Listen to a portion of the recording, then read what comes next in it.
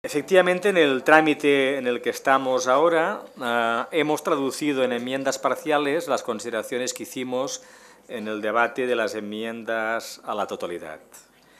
Afirmábamos entonces que el problema que a nuestro entender nos planteaba el proyecto de ley tenía tres dimensiones. Una primera dimensión que no era tanto estrictamente una invasión competencial, sino un reforzamiento de la dimensión estatal del tercer sector, que a medio plazo iba a debilitar las capacidades de construcción de políticas públicas a través y en colaboración con el tercer sector de las comunidades autónomas y que iba a recentralizar de facto en el ámbito de la sociedad civil la articulación de ese tercer sector. Y ahí nos generaba una sustancial desconfianza, que eso lo expresábamos claramente en la enmienda número 25, donde pretendíamos en el artículo 9 no excluir del ámbito de discusión de las políticas estatales que pudiesen afectar al tercer sector a las entidades de ámbito autonómico. Y partiendo de la realidad de Cataluña, donde el tercer sector de Cataluña no participa del tercer sector de ámbito estatal. Primera consideración. Segunda consideración, nos parecía que este proyecto de ley no abordaba las cuestiones de fondo que necesita el sector. Y ahí hemos hecho un planteamiento, creo que ambicioso, de propuestas legislativas concretas para dar respuesta a cuestiones esenciales. Cuestiones de fiscalidad del tercer sector, en un contexto de una legislatura en la que no se ha aprobado la ley de mecenazgo que la sociedad civil nos exige. Enmiendas 30, 39, 40, 41 y 42, donde hemos trasladado las propuestas que a lo largo de estos 4 años hemos intentado incorporar en nuestra legislación de mecenazgo.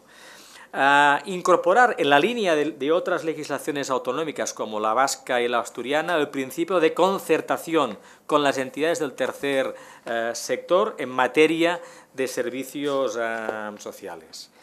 Hacer frente a la necesidad de que las deudas pendientes a través de las entidades del tercer sector, vinculadas no a través de los mecanismos hoy contemplados en el plan de proveedores, puedan resolverse. Básicamente hablamos de las subvenciones. Ayuntamientos y comunidades autónomas continúan debiendo recursos a estas entidades y eso provoca el ahogo financiero de las mismas. Pretendíamos modificar el marco legal del mecanismo de pago de proveedores para garantizar esos recursos para el tercer sector. Convicción de que necesitamos un modelo de cláusulas sociales en la línea de las últimas directivas de la Unión Europea que recogiese algunos modelos de éxito como el que se ha desarrollado en Barcelona en los últimos años. En este sentido, la enmienda número 38. Necesidad de modificar la Ley General de Subvenciones para adaptarnos para permitir una mayor flexibilidad que permita que el tercer sector pueda desarrollarse a fondo. Enmienda 35. Creación de un fondo de reestructuración del tercer sector, que ya lo llevamos a la discusión en el Pleno. Enmienda número 33. Creación de un fondo de lucha contra la pobreza realmente sólido. Enmienda número 32. Creación que dé oportunidades al tercer sector de creación de empleo para hacer frente además al problema del desempleo juvenil. Enmienda 37. Aumento del porcentaje del IRPF destinado a actividades de interés general, del 0,7 al 0,1, donde por desgracia el Gobierno ha rechazado la posibilidad de que hoy pueda votarse esta enmienda que ha planteado Convergencia i Unió. Por tanto, un paquete amplio, insisto, de cuestiones que no se abordan en este proyecto de ley y que, por desgracia, van a quedar pendientes para la próxima legislatura.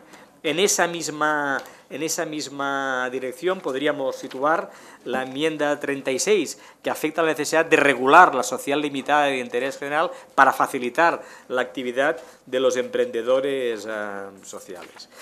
Y tercera cuestión que nos llevaba a esa enmienda a la totalidad, la vieja reivindicación catalana de la gestión de los recursos del 0,7 por parte de las comunidades autónomas, que, como recordaban mi amigo y colega el señor Tardá, los grupos catalanes hemos venido reivindicando en los últimos 15 años en esta casa y que hemos sido incapaces de convencer a los gobiernos, tanto gobiernos del Partido Popular como gobiernos del Partido Socialista, a revertir en la práctica esta situación. Y con la paradoja de que en esta materia los tribunales nos dan siempre la razón.